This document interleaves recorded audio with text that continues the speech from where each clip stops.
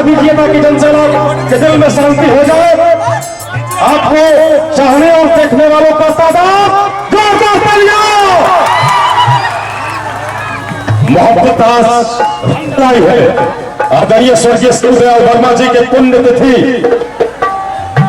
और मूर्ति अनावरण के इस भव्य समारोह में भोजपुरी के सुपरस्टार गायक एवं फिल्म अभिनेता आदरणीय प्रमोद प्रेमी यादव जी का आगमन मंच पर हो चुका है।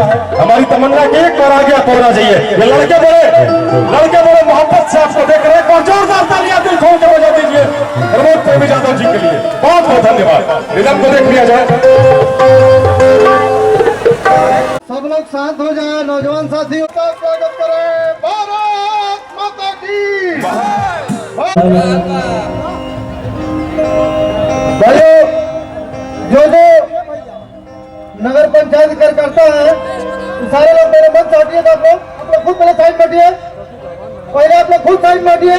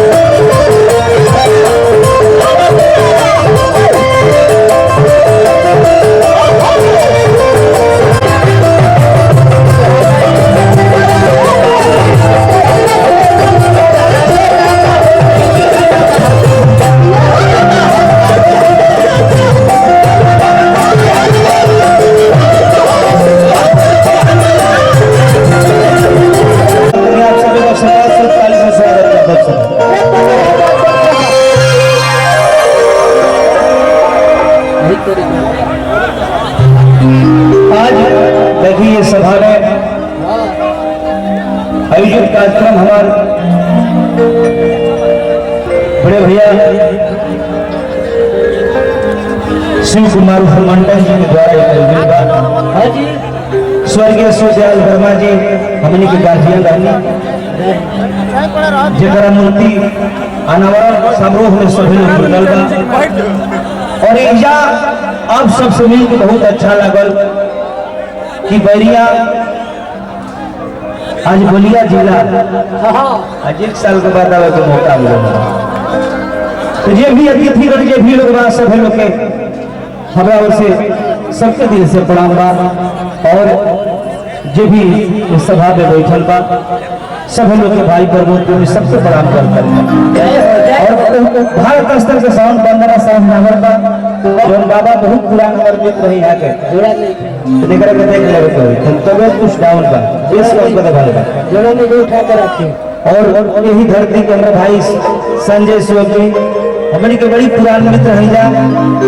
और बहुत ही अच्छा लग रहा है हमने के दोनों भाई जब मिले जा।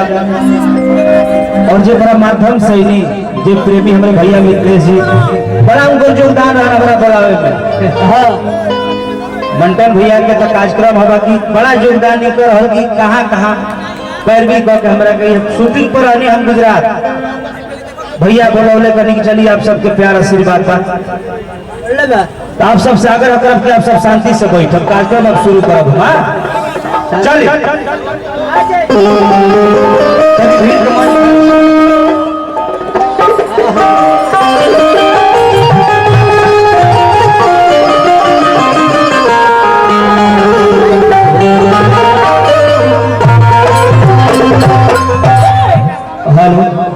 हेलो